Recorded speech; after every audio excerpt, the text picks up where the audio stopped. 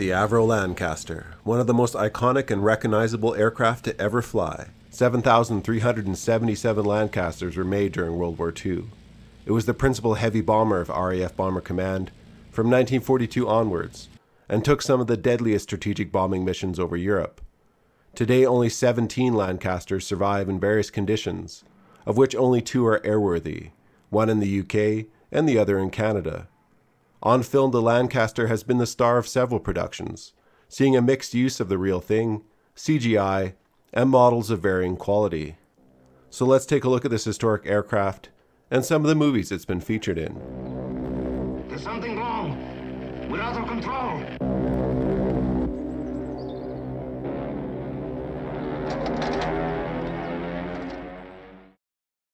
In the summer of 1940, Britain was isolated on its island. Its army was unable to hit back at Germany and weakened from the evacuation of Dunkirk. Prime Minister Winston Churchill viewed the bomber as a possible vehicle for victory, stating, "The Navy can lose us the war, but only the Air Force can win it. Therefore our supreme effort must be to gain overwhelming mastery in the air. The fighters are our salvation, but the bombers alone can provide the means of victory." British industry, servicemen and women would rally behind this new concept of warfare. How's it going? All right, sir. We should be through by 6:30. Done the incendiary case and the rest are being loaded. 10 500s and a cookie. Good job. Keep them at it. At the start of the war, Britain was developing the Handley Page Halifax, Short Stirling, and twin-engined Avro Manchester. Avro's Manchester needed replacement after 202 were built, but plagued with engine problems from the 24-cylinder Rolls-Royce Vulture engines.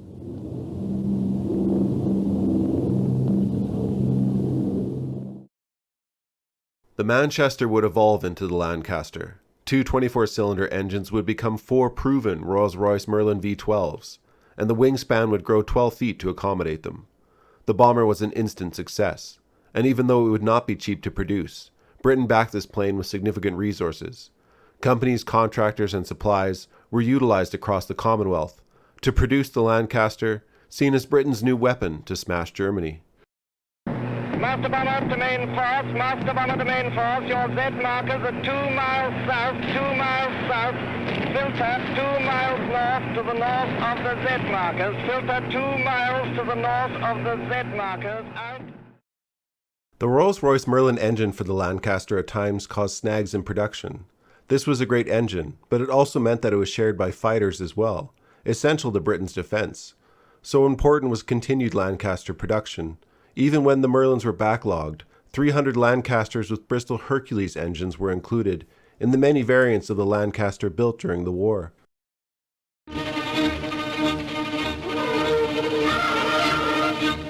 We thought this 12,000-pounder was big a month ago, but it's only half the size of 10-ton Tess, the new 22,000-pounder. The Lancaster weighed 36,900 pounds, almost 17,000 pounds empty, and could take off with almost equal that in fuel and bombs. Out of all the bombs dropped by the RAF and Royal Canadian Air Force, 64% of them would come from Lancasters. One of the best features of the Lancaster was its massive bomb bay and bomb bay doors, able to accommodate a variety of bombs.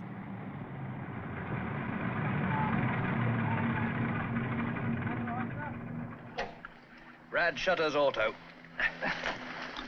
Brad Shutters Auto. A 22,000-pound, almost 10,000-kilogram Grand Slam bomb could also be carried, designed to smash through the strongest of fortified positions. This weight was at the maximum a Lancaster could carry, but proved it as having an incredible payload capacity over other bombers. The Lancaster's ability to carry a variety of bombs led it to undertake some of the more interesting missions of the war, including bombing the German battleship Tirpitz with 12,000-pound or 5,400-kilogram tall boy bombs, for which they scored direct hits. Further terrorizing the German Navy, Lancasters placed over 12,000 mines in enemy waters. And now for the last attack, Lancasters on their way. It was the 12th of November, and the Tirpitz was lying in the same position as before, south of Hawkeye Island and 4 miles west of Tromsø. For defense, Lancasters are armed with 8 .303 caliber machine guns, and they had limited defensive armor. They were most effectively used for nighttime bombing missions. Unescorted flights into German airspace during the daytime provided catastrophic losses. Daytime bombing would largely be taken over by American bombers such as the B-17, which had a lower payload capacity but more defensive armament.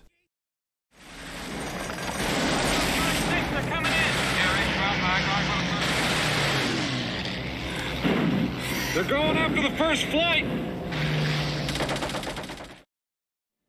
Lancasters conducted over 156,000 sorties and dropped over 600 million kilograms of bombs between 1942 and 1945.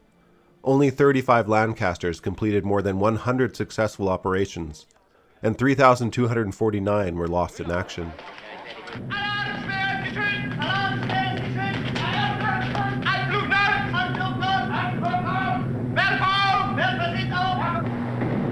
Navigator, how far off the target are we? There's no question the Lancaster helped smash German industry and flew tactically significant missions. However, the final value of carpet bombing cities is debated to this date, and fairly so. Any strategy involving both massive crew and civilian casualties deserves discussion. The bombing of cities such as Dresden frequently comes up during such debates. 769 RAF Lancasters, along with 527 American B-17s, flattened the historic and relatively non-strategic city of Dresden in February of 1945, when Germany was losing territory daily. The map shown here highlights the front lines at the time of the raids.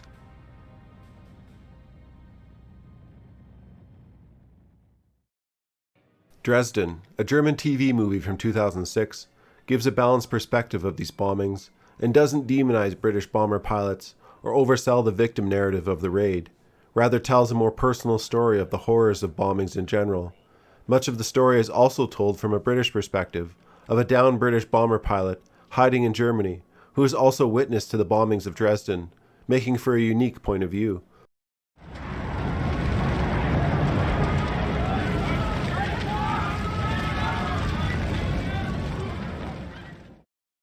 Another film to recreate the bombing of Dresden is Map of the Human Heart, a love story, but despite this offers some compelling Lancaster scenes.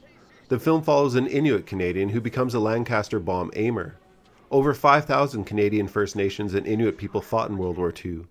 Though the film is fiction, it shares a common experience for many thousands, leaving small isolated communities to fight in countries they know nothing of.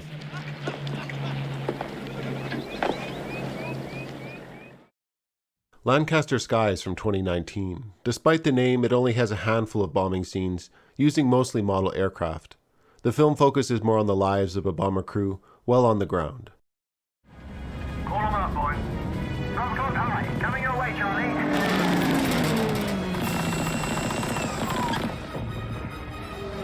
Get us out of here, Al. Appointment in London, also known as Raiders in the Sky, is based on the story of John Wooldridge, an RAF bomber pilot who flew 108 operational sorties over Europe. Wooldridge himself helped write and compose the music for the film. The film is set in 1943 and focuses on a wing commander's attempt to finish his third and final tour of 30 operations, meaning he has flown almost 90 missions over Germany. "30 operations was a staggering number for a bomber crew, and 1943 was a terrible year for Bomber Command. Of every 100 airmen, 45 were killed, 6 were seriously wounded, and 8 became prisoners of war. Of 120,000 men who flew, 55,573 were killed. Only German U-boat crews suffered a higher casualty rate in the entirety of the war." So, good luck to you. What was the next two with us? Just a minute, please, everybody. Those of you who flew last night as well as tonight can draw a double ration of orange juice. After an individual completed 30 operations, or 200 operational flying hours in Bomber Command, they would receive a 6 months rest, which usually meant training new pilots or crews, not completely free from danger. Flying in a Lancaster was one of the most dangerous ways to serve in World War II, and the most dangerous position in the Lancaster was the tail gunner. Pilots often chose to attack the Lancaster coming in low and from behind, targeting the tail gunner himself, leaving the plane vulnerable to further attack from below or the rear. Tail gunners often did not see another member of the crew until the aircrew returned to base.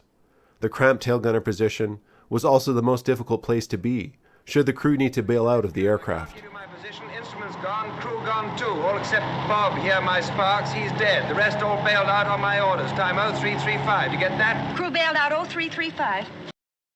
One famous Canadian story involving a tail gunner trapped in their position while a Lancaster was going down is the story of Andrew Mynarski. Mynarski desperately and unsuccessfully tried to free trapped tail gunner Pat Brophy, even to the point of his uniform catching fire in the process. He died during the jump with his parachute burnt in the flames. Amazingly, the tail gunner survived the crash to tell of the tale, earning Mynarski the Victoria Cross. The event is captured in the Canadian Heritage Minutes, as well as the highly artistic short film Mynarski Death Plummet from 2014. Mynarski, jump! That's an order! I gotta get Brophy clear! Jump, for God's sake, before it explodes! For most people, the iconic and ultimate tribute to the Lancaster is the film The Dam Busters from 1954. The film focuses on what is one of the most famous and daring missions flown by any bomber during World War II. That is, of course, the attack on 3 of Germany's largest dams in the Ruhr Valley, the industrial heartland of Germany.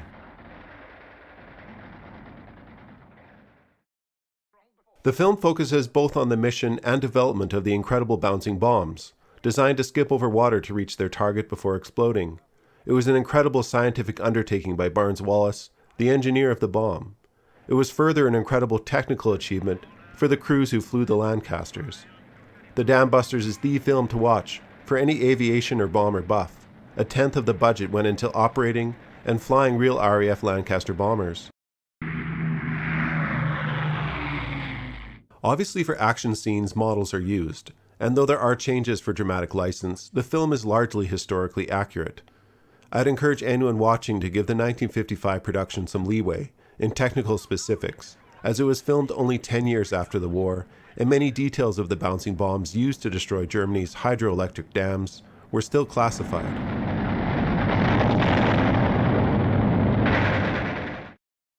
The Lancaster's cinematic qualities have also led it to being inaccurately used, such as in The Longest Day from 1962. You can see a Lancaster pulling a horse a glider. Lancasters were not used in this role. Cutting loose now. Roger, and out. Aside from bombing, Lancasters also delivered food. In May of 1945, Lancasters flew over 3,000 sorties, dropping almost 7,000 tons of food to the Dutch.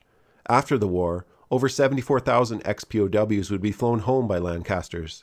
The Canadians would use Lancasters as maritime reconnaissance aircraft until the early 1960s. Alright, I'm Johnny. Thanks for watching this quick overview of an aircraft probably deserving its own YouTube channel. Most people agree this was one of the best bombers of World War II, but let me know what you think in the comments section below, or provide any insights you might have on the Lancaster. And we'll see you next time.